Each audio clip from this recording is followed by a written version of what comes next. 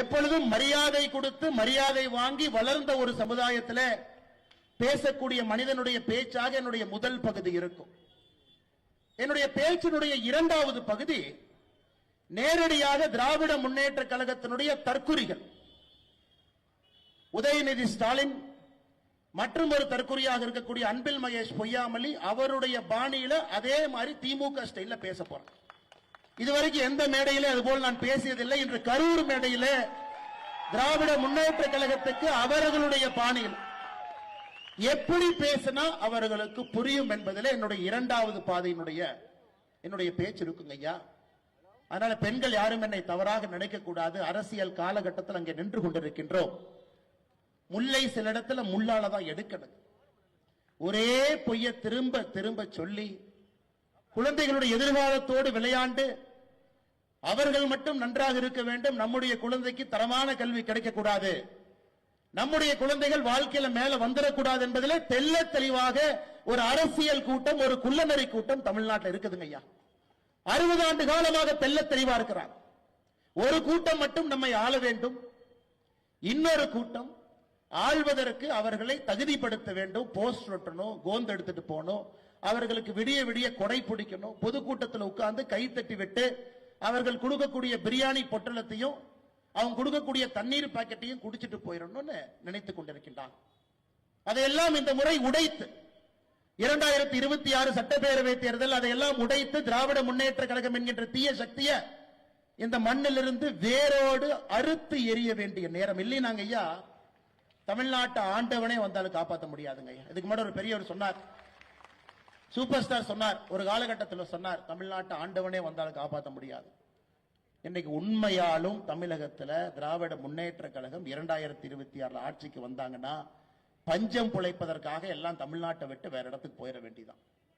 அந்த அளவுக்கு மோசமாக இருக்கிறது. அதனால் நம்முடைய தார்மீக கடமை, நம்முடைய உரிமை, இவர்களை ஆட்சி பீடத்திலிருந்து இறக்கி அதிகாரம் அப்படிங்கறத ஒரு பைசா கூட கையில கொடுக்காம வைக்க வேண்டிய கட்டாயம் நமக்கு இருக்குங்க ஐயா. இன்னைக்கு பட்ஜெட் விளக்க பொதுக்கூட்டத்தில் நின்று கொண்டிருக்கின்றோம்.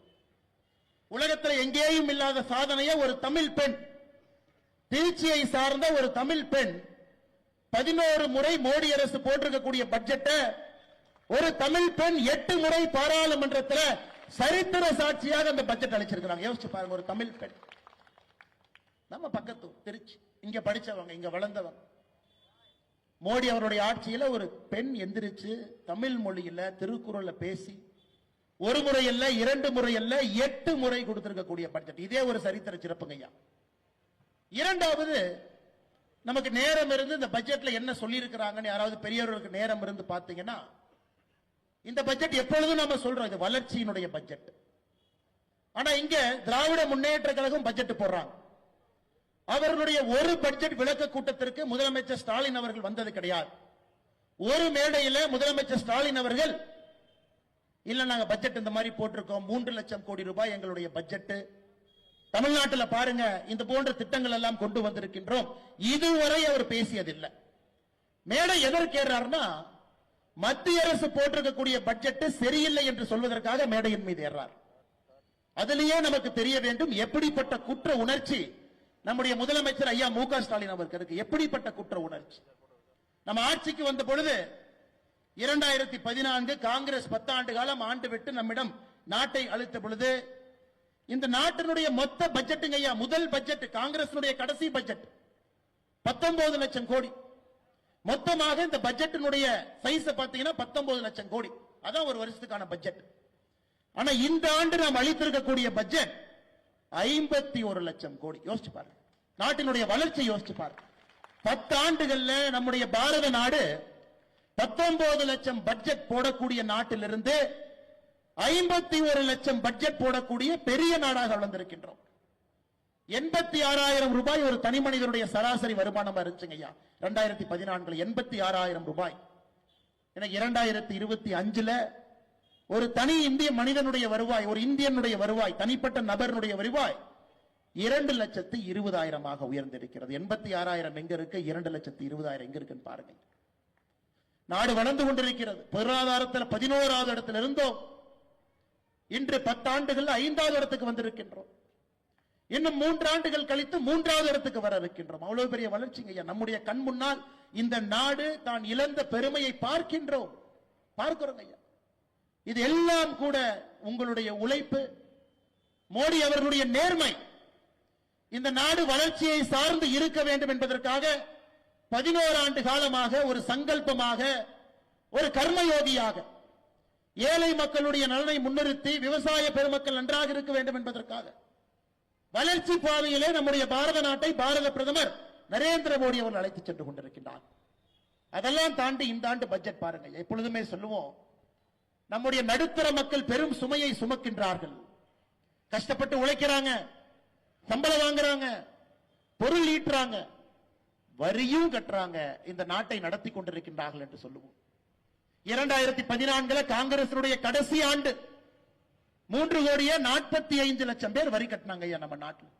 3,45,00,000 பேர்.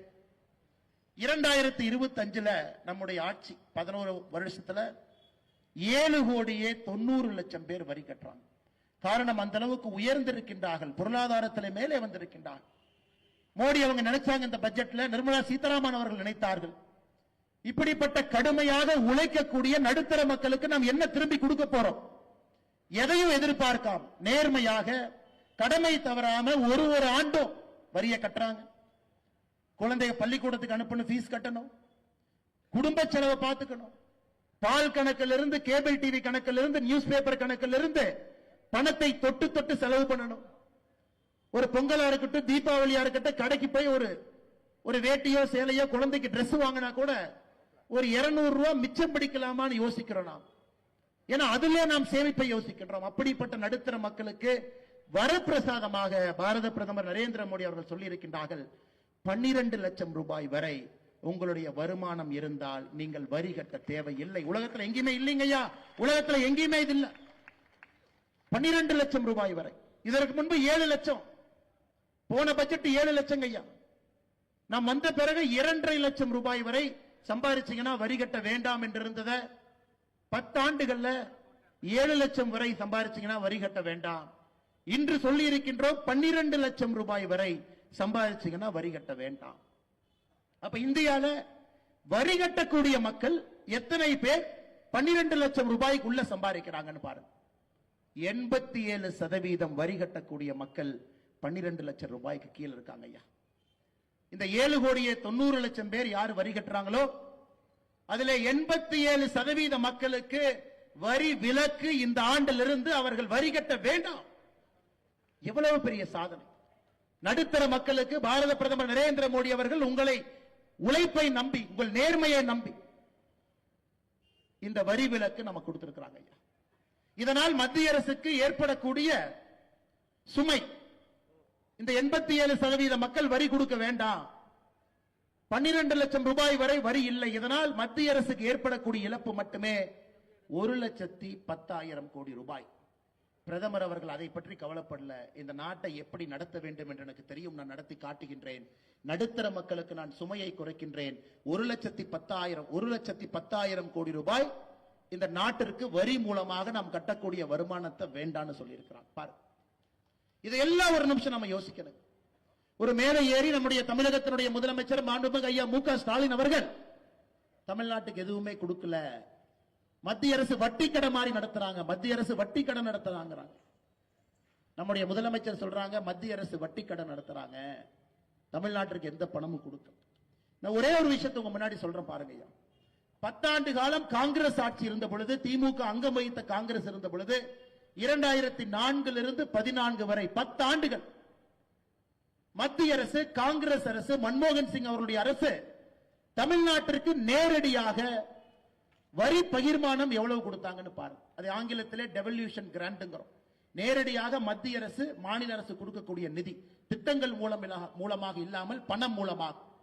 2004 14 வரை மத்திய அரசு தமிழகத்திற்கு நேரடி டெவல்யூஷனாக 10 ஆண்டுகள்ல 94,977 கோடி, கிராண்டாக 57,000 கோடி, மொத்தமாக 1,52,900 கோடி. 10 வருஷத்துல மத்திய அரசு தமிழக அரசுக்கு நிதி கொடுத்ததுங்க ஐயா 1,52,000 கோடி. நாம் இன்னைக்கு 11 வருஷம் ஆட்சியில் இருக்கும். 2014 இருந்து 25 இருந்து கொண்டிருக்கின்றோம். நாம எவ்வளவு கொடுத்திருக்கோம் பாருங்க ஐயா. மத்திய அரசு நேரடியாக மாநில அரசுக்கு, தமிழக அரசு டெவல்யூஷன்